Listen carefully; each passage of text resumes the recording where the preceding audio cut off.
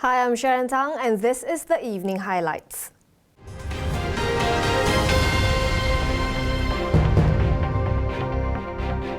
Abuse of rice subsidies, 6 million ringgit worth of unusable flood mitigation equipment, delays in a 200 million ringgit hospital upgrade project. We're talking about the mismanagement unearthed in the Auditor General's Report 2014 Series 3. This time, 7 ministries are going to be hauled up before the PAC to explain what happened. Ministries that are going to be in for a grilling include the Agriculture and Agro-Based Resources Ministry, which is in hot water because its recently scrapped rice subsidy program did not reach the targeted low-income earners. Another fiasco, the Defence Ministry, which lost nearly 27 million ringgit because of delays in the National Defence Education Centre project.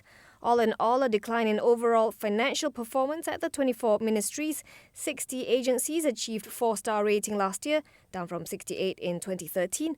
70 got 3-star rating, down from 72. Pada keseluruhannya, kita rasa kurang berpuas hatilah tentang prestasi pengurusan kewangan, accountability, akaun di agensi kerajaan dan persekutuan yang menurun pencapaiannya. He says officials from the 7 ministries will be summoned next February. More on the AG's report on the edgemarkets.com. Moving on, the MACC, Malaysia's anti-graft agency, has apparently managed to finally reach controversial billionaire Jolo.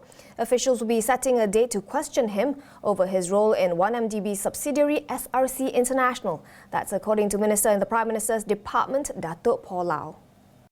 Lau said in a written parliamentary reply today that the MACC has contacted Jolo's lawyer, but it cannot disclose any further details. It's a subject of much speculation, the MACC's probe into 1MDB, except it isn't actually investigating 1MDB per se.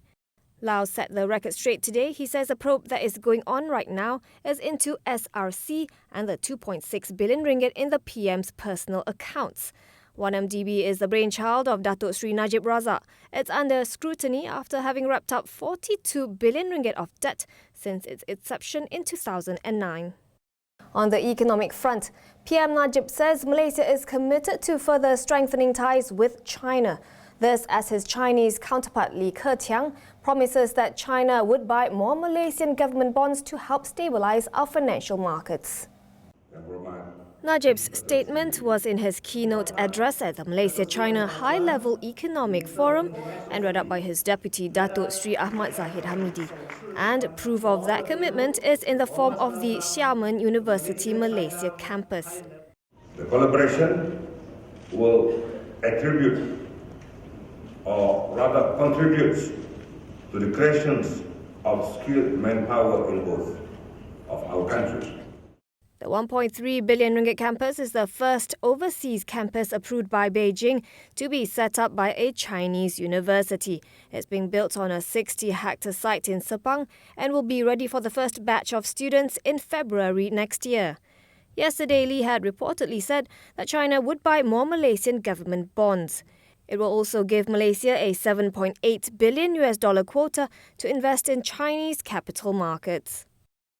Sime Darby Plantations is looking at El Niño and the prolonged dry spell to affect 6% of its overall palm oil production output in the next 1 to 2 years. It all depends on the severity of the El Nino and the haze in different locations. Indonesia can go up even up to 8% to 10%, while Malaysia around 5% plus minus. Overall, I said for the group 6% going up front. But based on the current thing with the New Britain in and our crop forecast, we are still studying it. Hopefully, with the rains now coming in, we are looking at how the trend is as we move into the low cropping period now. The group also plans to revert some of its palm oil plantations back to rubber. It's looking at a ratio of 10 to 15% rubber, 85% oil palm and 5% sugar. Right now, oil palm makes up 98% of its crops. Some areas that we have were originally ex-rubber areas. At that time, if you remember, 10, 15 years ago when the price was down, they fell these areas and put oil palm. But oil palm doesn't just thrive well in these areas. They're actually meant for rubber. So for crop agronomy reasons, we will revert those areas back to rubber. Currently, the group has about 9,000 hectares of rubber plantation, which will eventually come up to 20,000 hectares. It plans to achieve its target in the next 5 to 10 years. Now, before we wrap up the evening highlights, we're of course in the middle of the earnings season. Here's a quick snapshot of some of today's results announcements. Post Malaysia's second quarter net profit is down a whopping 90%. Balakov's third quarter earnings grew 44%, while United Plantation's third quarter numbers are up 23%. More in tomorrow's copy of the Financial Daily. I'm Sharon Tang. Thanks for watching.